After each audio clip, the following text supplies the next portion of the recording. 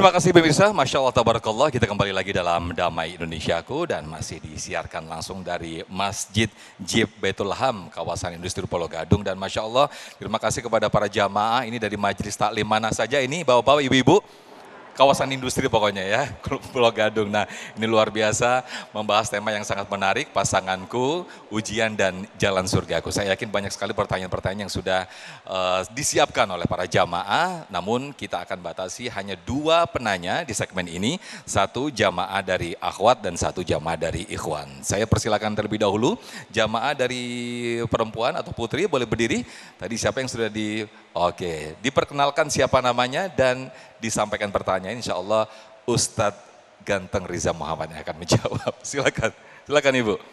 Nama saya Lia, Ustaz. Lia? Iya. Oke, silakan Ibu Lia. Saya mau bertanya, pasanganku adalah jalan ujianku dan jalan surgaku. Betul. Assalamualaikum warahmatullahi wabarakatuh. Waalaikumsalam warahmatullahi wabarakatuh. Saya mau bertanya sama Ustadz Reza.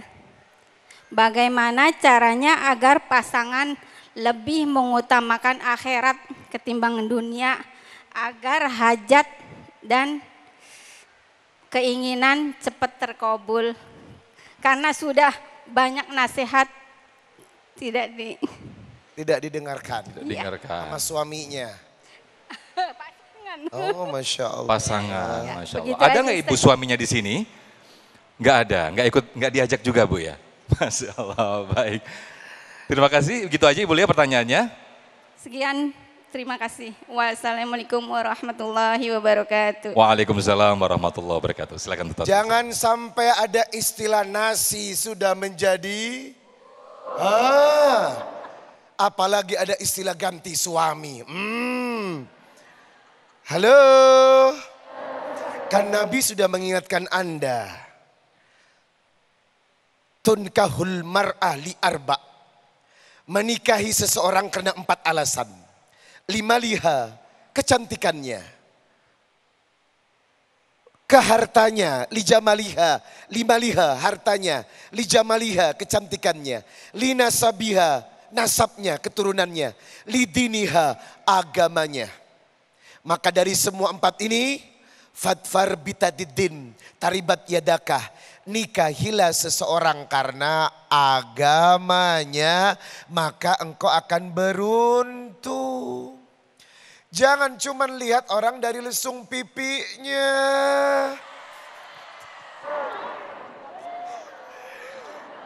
Halo, Ibu, biar kata jelek, bau ketek, ya enggak? Tapi soleh, datang melamar putri Anda, terima enggak? Yakin. Terima aja. Karena apa? Jeleknya wajah bisa direnovasi, ya enggak sih? Tetapi buruknya akhlak, buruknya sikap akan membuat perempuan tersakiti. Jadi Ibunda Lia, harusnya ketika akan menikah melibatkan Allah dalam keputusan pernikahan. Jangan asal menikah pilih pasangan, bawa sholat istikhara. Apakah ini betul jodoh yang Allah tanamkan kepada kita? Karena belum tentu orang yang Anda sukai dan Anda cintai itu baik menurut Anda. Bapak baca surat Al-Baqarah 216. Wa asa an takrahu syai'a wa huwa khairul lakum. Wa asa an tuhibbu syai'a wa huwa syarrul lakum. Wallahu ya'lamu wa antum la ta'lamun. Bisa jadi engkau menyukai sesuatu, tapi belum tentu baik menurut Allah. Bisa jadi kau benci kepada sesuatu, tapi baik menurut Allah. Memilih pasangan bukan cuma dari wajah dan uang, tetapi libatkan Allah, komunikasikan. Karena pasangan sesuatu yang gaib, yang kejadian 10 tahun kita tidak akan pernah tahu seperti apa. Betul? Itulah peranan sholat istikhara agar pasangannya betul-betul hadiah terindah dari Allah. Sudah terlanjur Ustadz. Punya laki model karbit, ya Allah. Ibadahnya susah, sholatnya susah. Bagaimana ini Ustadz? Kalau punya suami yang gak sholat, agamanya kurang, membimbing istrinya kurang. Tanggung resiko. Yang pertama yang harus dilakukan, mengutip tadi ucapan dari Ustadz Nuruddin, wa qala rabbukum ud'uni astajib lakum. Perbanyak berdoa kepada Allah agar tabiat suaminya berubah. Ya mukallibal qulub, tsabbit qulubana ala dinik. Atau ucapkan Allahumma yahdi. Siapa nama suaminya? Allahumma yahdi Anton misalnya, ya enggak? Ya Allah, ubahlah, hidayahkan kepada suamiku Anton agar hatinya berubah. Sebab hidayah miliknya Allah. Jadi faktor pertama, doakan. Kalau sudah didoakan belum berubah juga,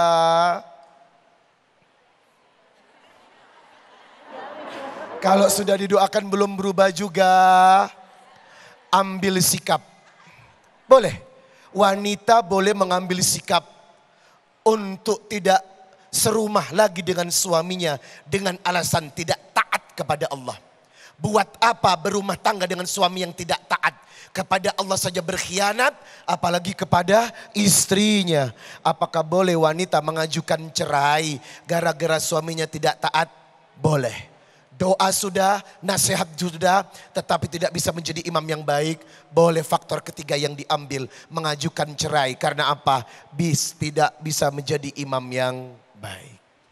Baik, terima kasih Ustadz Riza Muhammad atas jawabannya. Mudah-mudahan menjadi pelajaran penting dan juga perenungan tersendiri bagi Ibu Lia khususnya dan juga bagi kita semuanya. Dan berikutnya kami persilakan kepada para jamaah dari laki-laki atau bapak untuk bisa berdiri tadi yang sudah dipersilakan.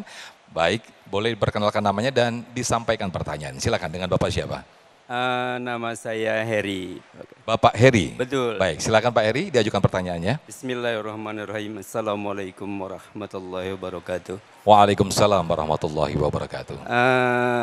Saya sebagai kepala rumah tangga tentunya menginginkan di dalam rumah tangga itu apa yang diajarkan oleh agama ya Pak ya. Ingin istri ya sejalan dengan suami, tapi tentunya dalam rumah tangga kenyataannya berbeda pendapat dan berbeda keinginan. Sudah berusaha untuk selalu sabar. Saya mohon bertanya, apakah dengan berusaha kesabaran ini, apakah nantinya akan justru menuju ke surga? Mohon. Assalamualaikum warahmatullahi wabarakatuh. Waalaikumsalam warahmatullahi wabarakatuh. Pertanyaan menarik dari Pak Heri, ketika banyak ketidakcocokan, ketidakkesamaan, lalu juga dengan berdoa, apakah ini juga bagian dari jalan menuju surga? Ustadz Muhammad Nuruddin, silakan. Baik, ini pertanyaan yang saya kira mewakili ya. Mewakili para suami laki yang menderita gara-gara perempuan. Tentu bukan ibu-ibu di luar sono, di sono. Saya pernah membaca buku, Pak. Itu isinya adalah kumpulan kisah para wali yang diuji dengan perilaku biadab para istrinya. Saya mau ceritakan beberapa aja supaya menggambarkan bahwa kadang-kadang Pak, Bu, yang kita terima di rumah tangga kita kagak ada apa-apanya dibandingkan mereka itu.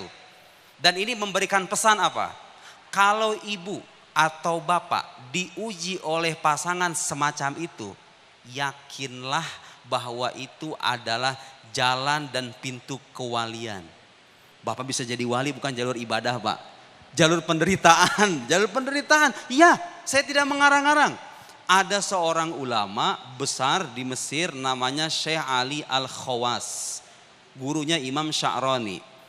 Saya baca kisah hidupnya dari mulai malam pertama sampai sebelum wafat istrinya. Tidak pernah ada cerita tidur bareng sama bini dalam keadaan damai. Astagfirullahaladzim, gimana itu? Gurunya, muridnya beliau Imam Sya'rani dikasih sama Allah ujian yang mirip dengan gurunya. Istrinya tidak berakhlak. Sampai-sampai suatu ketika Imam Sya'rani bilang, Suatu saat nanti kalau kita masuk ke dalam sorga, aku akan sediakan ceret-ceret minuman-minuman kesukaanmu wahai sayangku. Jawaban bininya apa?